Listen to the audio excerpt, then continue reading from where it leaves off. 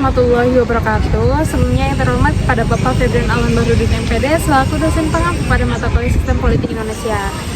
Izinkan saya memperkenalkan diri, saya Santi Aprilianti dengan NIM 2286230112. Saya merupakan mahasiswa PPKN semester 4 kelas A. Saya dari kelompok 5, yang mana anggota kelompok 5 ini ada saya sendiri, terus Rika, Muhammad Fadlan, dan juga Siti Amelia lain. Di sini saya akan membahas mengenai penelitian kami, yang mana judulnya itu tinjauan terhadap pengelolaan anggaran pendidikan di Provinsi Banten.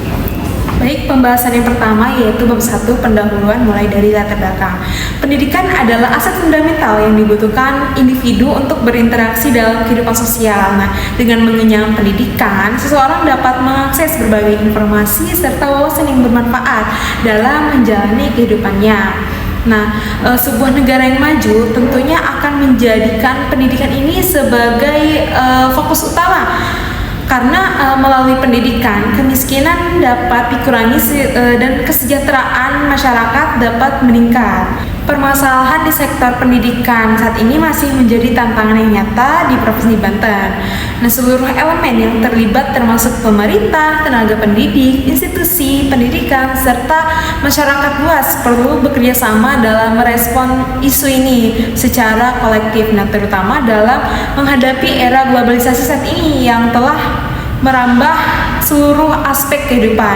Nah, tujuan utama pendidikan ini seharusnya adalah membentuk individu yang bebas berpikir, lalu mandiri, mampu hidup berdampingan secara toleran, memiliki keterampilan yang mumpuni dan bertanggung jawab.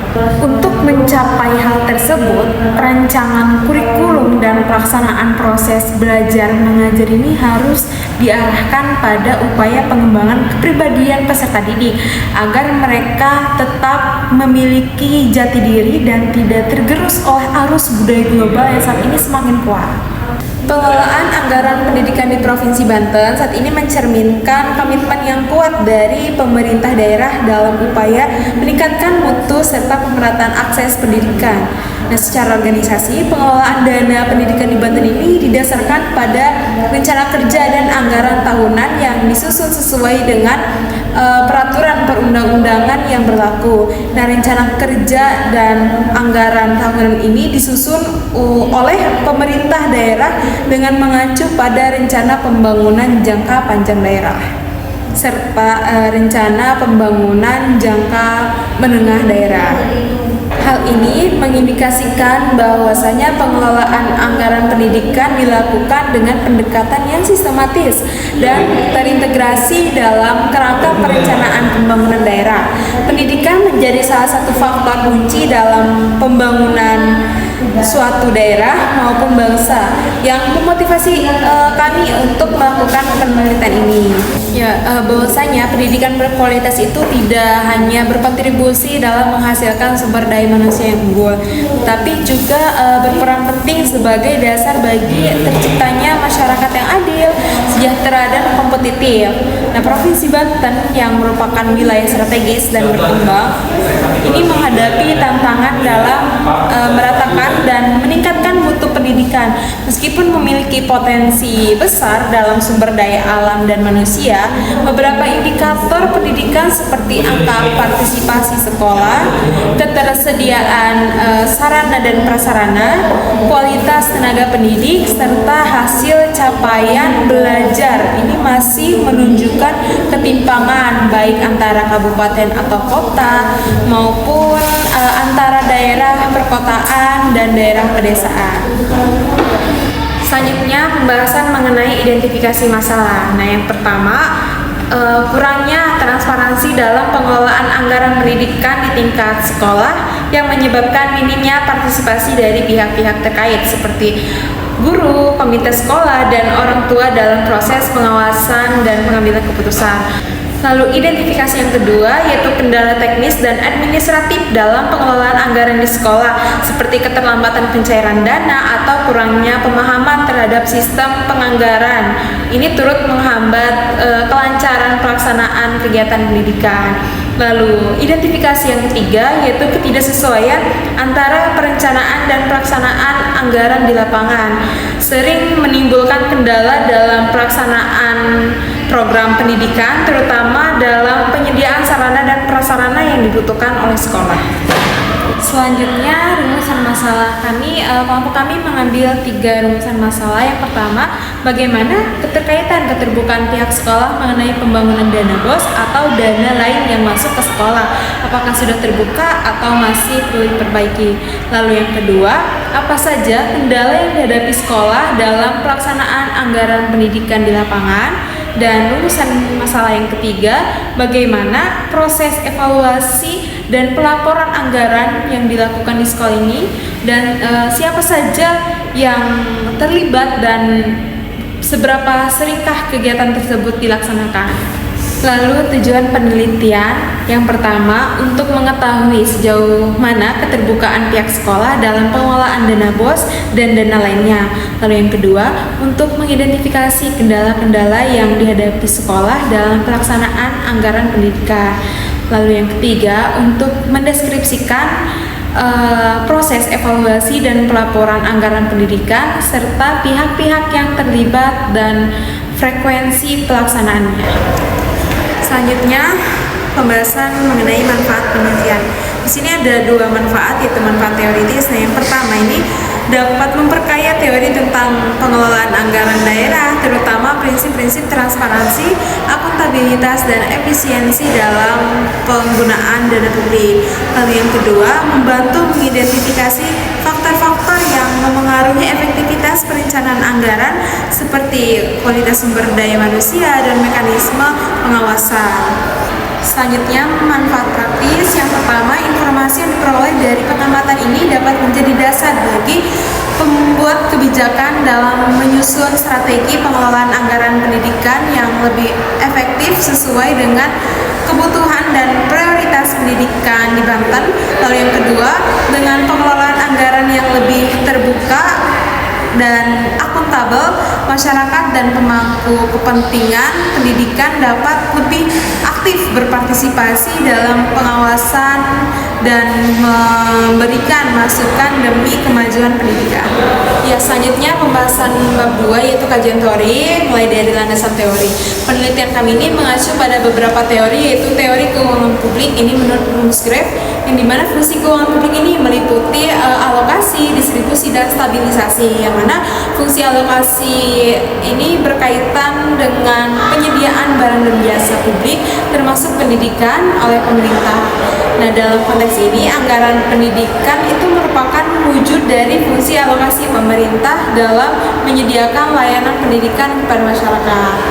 Lalu menurut OATES mengungkapkan bahwasannya dengan adanya otonomi daerah, pemerintah daerah ini memiliki kewenangan dalam mengelola anggaran sesuai dengan kebutuhan lokal. Nah, hal ini memungkinkan daerah untuk merespon kebutuhan pendidikan masyarakatnya secara lebih cepat dan kontekstual.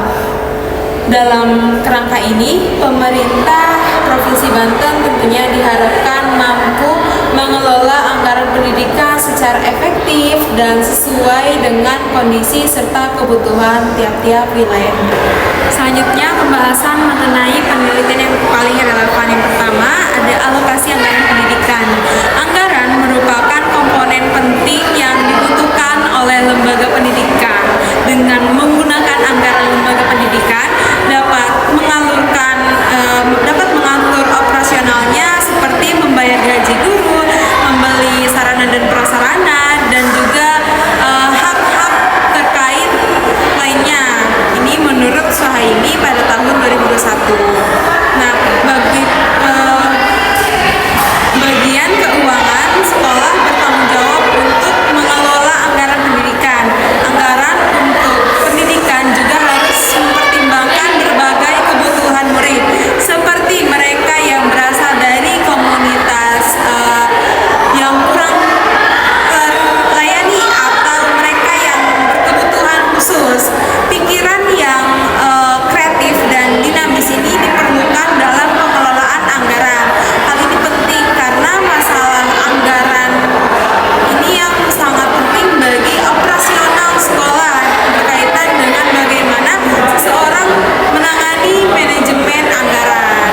satu strategi yang harus dimiliki oleh seorang pengelola anggaran adalah strategi perencanaan, strategi manajemen, dan strategi berpikir. Ini menurut Suhaimi pada tahun 2021. Selanjutnya yang kedua, efektivitas penggunaan anggaran pendidikan.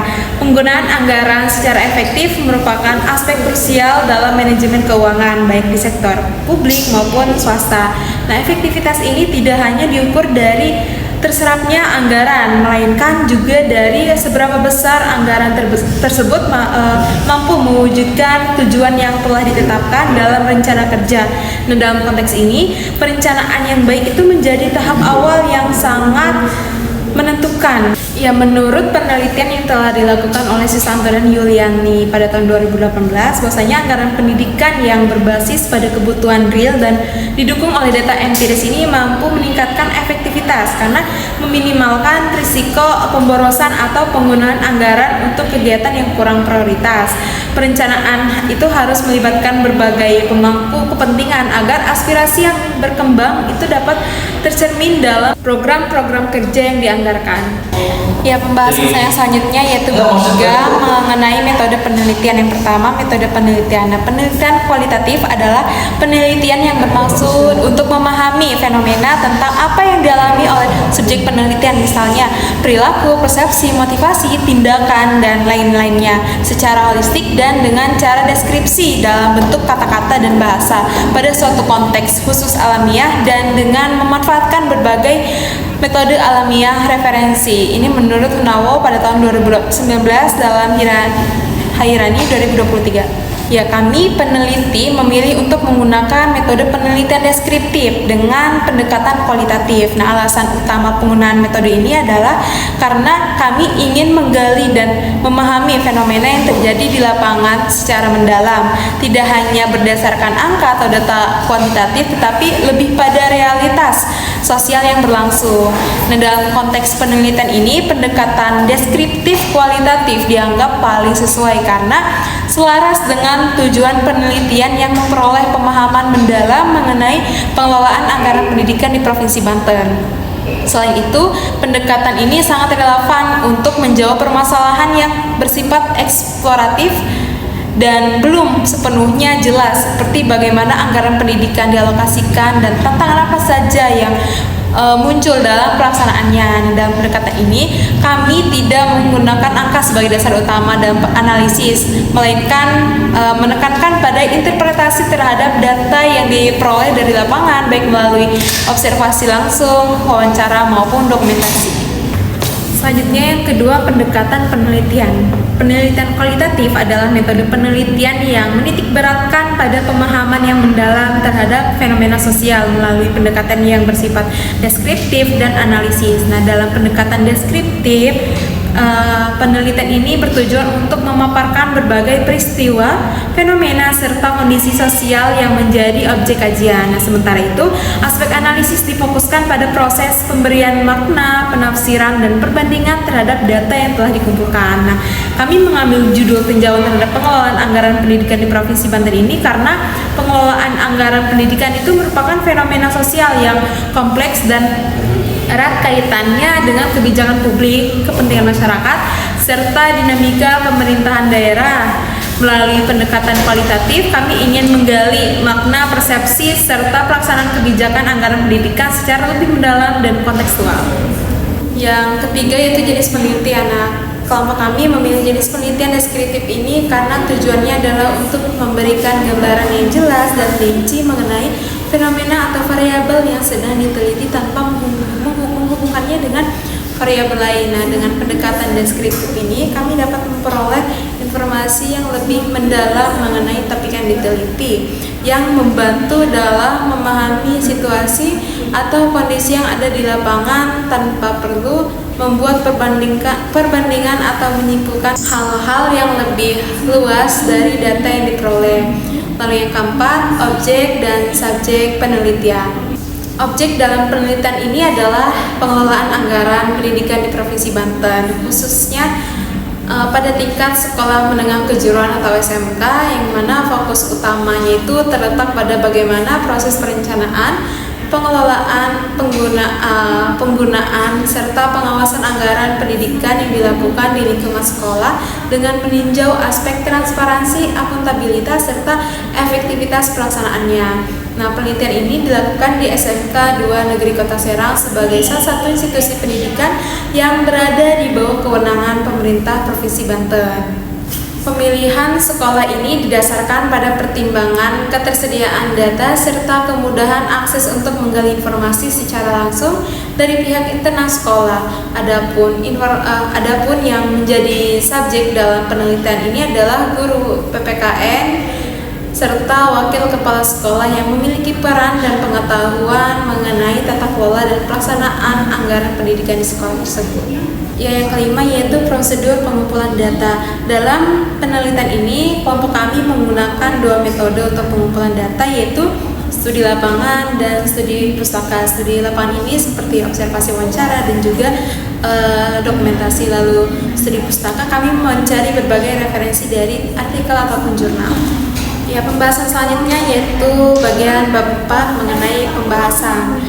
Pembahasan yang pertama, keterbukaan pihak sekolah mengenai penggunaan dana BOS atau dana lain yang masuk ke sekolah. Ya, program BOS adalah bantuan dari pemerintah melalui Kementerian Pendidikan dan Kebudayaan yang berupa pendanaan operasional sekolah atau Permendikbud nomor 6 tahun 2021. Nah, tujuan utama bantuan operasional sekolah atau BOS ini untuk mendukung pemerintah dalam akses pendidikan yang merata dan juga berkaitan dengan mutu pendidikan itu sendiri. Pengelolaan dana BOS berprinsip pada fleksibilitas, efektivitas, efisiensi, akuntabilitas, dan transparansi. Nah, dalam proses pengumpulan data, kami melakukan wawancara dengan salah satu tenaga pendidik di SMK 2 Kota Serang, yaitu Bapak Umam, selaku guru mata pelajaran PPKN. Nah, wawancara yang dilakukan untuk memperoleh informasi langsung terkait dengan praktik pengelolaan anggaran pendidikan di tingkat satuan pendidikan. Berdasarkan hasil wawancara, Bapak Umam menyampaikan bahwa manajemen keuangan di sekolah ini masih membutuhkan perbaikan, khususnya dalam hal transparansi penggunaan anggaran. Bisa dilihat juga dari segi fasilitas saat ini. Nah, ia menyoroti bahwa kurangnya keterbukaan ini dapat terlihat dari kondisi fasilitas sekolah yang belum optimal. Menurutnya, meskipun dana BOS dan dana lainnya telah diterima oleh sekolah, proses pelaporan dan keterbukaan terhadap pihak internal maupun eksternal seperti guru dan orang tua siswa itu masih belum berjalan secara maksimal. Ya, selain menyoroti masih kurangnya transparansi dalam manajemen keuangan sekolah, beliau juga menyampaikan harapannya apabila diberi kesempatan untuk menyampaikan aspirasi secara langsung kepada pihak maupun dinas pendidikan. Dalam pernyataannya, beliau mengatakan, saya mengharapkan agar sekolah ini direnovasi. Nah, pernyataan tersebut itu disampaikan secara jelas dan mencerminkan bentuk keprihatinan terhadap kondisi fisik dan infrastruktur sekolah yang dinilai tidak lagi layak untuk mendukung kegiatan pembelajaran secara optimal. Nah, namun walaupun keadaannya seperti itu, semua guru tetap berbuat sebaik mungkin untuk membuat semua siswa ini merasakan nyaman ketika proses pembelajaran. Lalu temuan tersebut diperkuat dengan hasil wawancara kami yang dilakukan bersama narasumber, yaitu Ibu Yanti selaku guru PPKN di SMK 2 Kota Serang ini. Penambahan perspektif ini bertujuan untuk memperluas analisis mengenai keterbukaan informasi dalam pengelolaan dana BOS, khususnya pada aspek partisipasi guru, normatif, dan kondisi real sekolah. Ya, berdasarkan wawancara dengan Bu Yanti, diperoleh informasi bahwa pengelolaan dana di sekolah itu sudah mulai membaik, terutama dalam hal pelaporan keuangan dan keterbukaan informasi, tapi masih ada ruang untuk perbaikan, nah, terutama dalam melibatkan lebih banyak pihak termasuk guru-guru normatif dalam perencanaan dan evaluasi. Nah, hal ini menunjukkan bahwasanya upaya keterbukaan memang sudah dilakukan, namun pelaksanaannya itu masih belum menunjukkan bahwa seluruh stakeholder ini secara merata. Ya, terkait dengan kondisi fisik sekolah, Bu Yanti juga mengungkapkan keprihatinannya terhadap fasilitas yang belum merata. Dari segi fasilitas saja bisa dilihat ya, masih banyak yang rusak. Ada kelas yang belum pakai kipas angin, terus belum punya infocus, dan juga tembok yang rusak. Nah, ia menilai bahwasanya kondisi ini menjadi indikator bahwa pembangunan anggaran itu belum optimal atau belum tepat sasaran, serta mencerminkan lemahnya transparansi terhadap pengelolaan dana BOS. Selanjutnya, pembahasan kedua mengenai kendala yang dihadapi sekolah dalam pelaksanaan anggaran pendidikan di lapangan. Nah, pelaksanaan anggaran pendidikan di tingkat satuan pendidikan itu tidak selalu berjalan mulus. Sebagaimana yang direncanakan dalam praktiknya, sejumlah kendala dihadapi pihak sekolah baik dalam aspek perencanaan, pengelolaan, maupun pemanfaatan anggaran yang tersedia, sehingga berpengaruh terhadap kualitas penyelenggaraan pembelajaran dan pemenuhan standar layanan pendidikan. Nah, berdasarkan hasil wawancara yang telah dilakukan oleh kelompok kami kepada Bapak Umam selaku guru PPKN di SMK 2 Kota Serang ini, bahwasanya terdapat beberapa kendala utama yang dihadapi sekolah dalam pelaksanaan anggaran pendidikan di lapangan.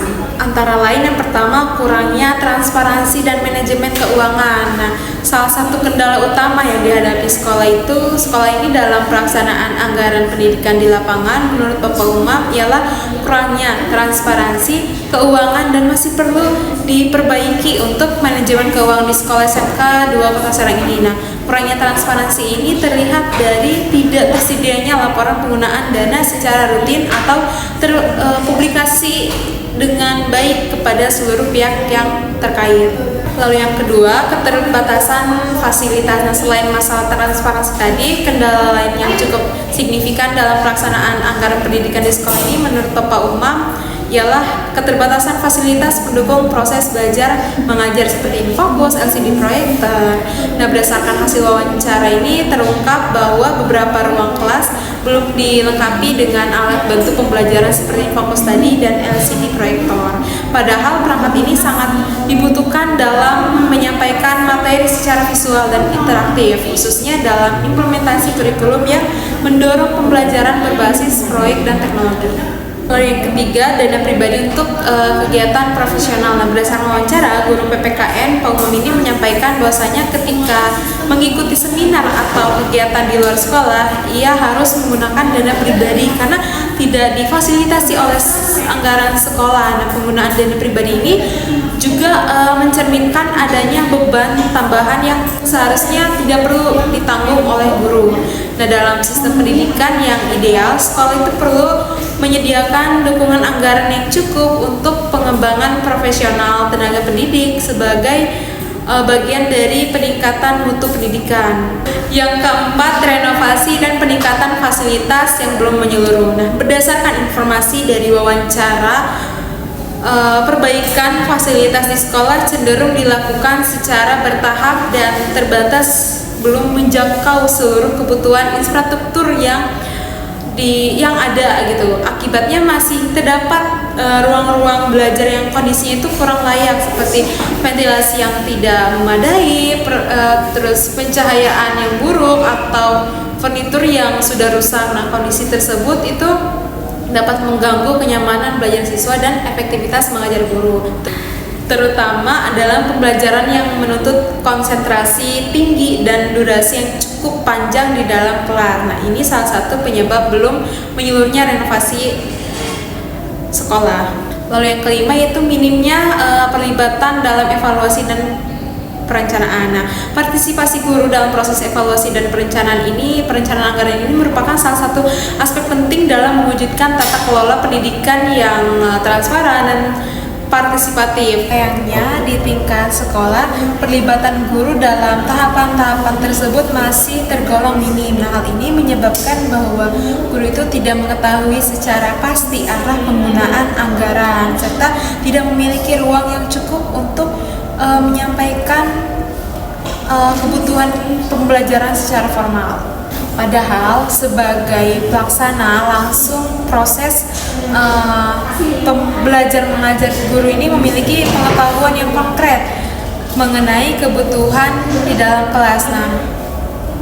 Kebutuhan di dalam kelas. Hasil wawancara menunjukkan bahwasanya guru ini merasa kurang dilibatkan dalam proses evaluasi terhadap kegiatan yang telah didanai oleh sekolah. Evaluasi hanya dilakukan secara umum tanpa melibatkan dialog mendalam antara pendidik mengenai efektivitas penggunaan anggaran.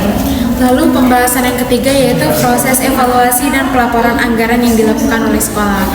Yang pertama itu bagian tahapan proses pengelolaan anggaran. Nah, menurut Wakil Kepala Sekolah SMK 2 Kota Serang ini, proses pengelolaan anggaran itu dimulai dengan tahapan perancangan yang melibatkan rapat koordinasi antara kepala sekolah, wakil kepala sekolah, bendahara sekolah, dan komite sekolah. Nah, pada tahap ini semua kebutuhan itu seolah yang akan dibiayai melalui dana BOS ini maupun dana lain yang masuk di intervaritir dan disesuaikan dengan prioritas sekolah. Nah, wakil kepala sekolah juga menyatakan bahwasanya perancangan anggaran itu biasanya dilakukan setiap awal tahun ajaran baru, di mana semua pengurus sekolah dan guru itu dilibatkan untuk menyusun rencana kebutuhan anggaran secara detail. Nah,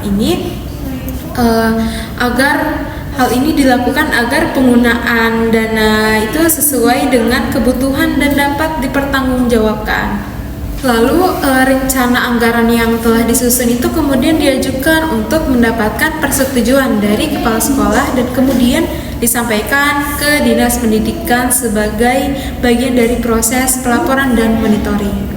Lalu yang kedua, pihak-pihak yang terlibat dalam pengelolaan dan pelaporan anggaran itu yaitu kepala sekolah, wakil kepala sekolah, bendahara sekolah, komite sekolah, juga guru dan tenaga kependidikan.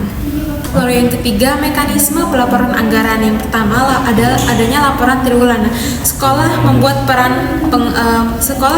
laporan penggunaan dana setiap 3 bulan sekali yang disampaikan ke Dinas Pendidikan dan komite sekolah. Lalu ada laporan tahunan. Nah, di akhir tahun ajaran ini disusun laporan komprehensif terkait penggunaan seluruh dana BOS dan sumber dana lainnya. Lalu audit internal. Nah, ini dilakukan oleh tim internal sekolah atau pengawas dari Dinas Pendidikan untuk memastikan ketetapan penggunaan dana dan adanya penyampaian laporan ke stakeholder.